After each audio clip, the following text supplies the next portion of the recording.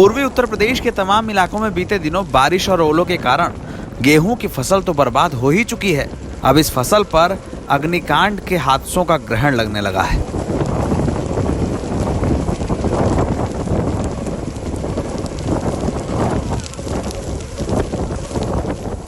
तस्वीरें उत्तर प्रदेश के बलिया जिले की हैं, जहां गेहूं के खेत में लगी आग को बुझाने के लिए किसान उत्तर प्रदेश पुलिस के जवानों के साथ मशक्कत कर रहे हैं। जिस फसल को आवारा जानवरों से बचाने के लिए किसानों ने रात दिन मेहनत की, अब उसके ही खेत में आग लगने के कारण किसानों के सामने मुसीबत बढ़ गई है। बलिया के सुखपुरा और पिपरा कला गांव में लगी सैकड़ों बीघा गेहूं की फसल राख हो चुकी है।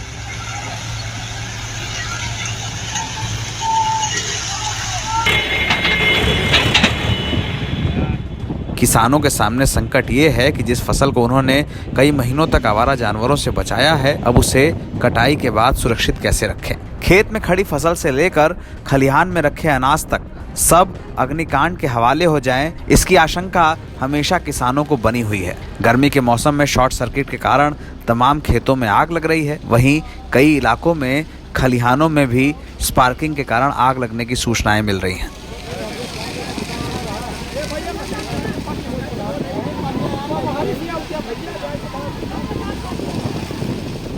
बलिया जिले के तमाम इलाकों में सैकड़ों बीघा गेहूं की फसल बर्बाद हो चुकी है। कारण खेतों में शॉर्ट सर्किट के कारण लग रही आग है, जिसकी जद में तमाम किसानों के खेत आने लगे हैं। किसानों का कहना है कि सरकार की ओर से इस नुकसान का कोई मुआवजा मिले, इसकी उम्मीद कम है।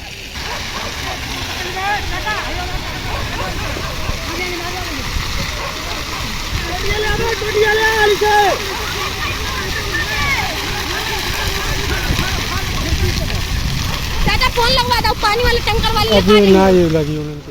बीते दिनों ओले और बारिश के कारण जिन किसानों ने खेत में गेहूं और सरसों की फसल को बर्बाद होते देखा है, उनके लिए ये तस्वीरें त्रासदी भरी हैं।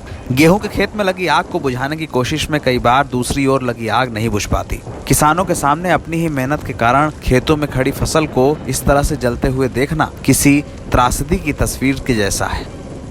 बलिया की ये तस्वीर बताती है कि खेतों में किसानों के सामने चुनौतियां कितनी बड़ी हैं। जो अन्नदाता हमें खेतों का अनाज देते हैं, उनके सामने चुनौती सिर्फ अपनी गृहस्थी बचाने की नहीं है, उन खेतों को बचाने की भी है जो उनके लिए साल भर की कमाई का जरिया बनते हैं। NBT ऑनलाइन की रिपोर्ट।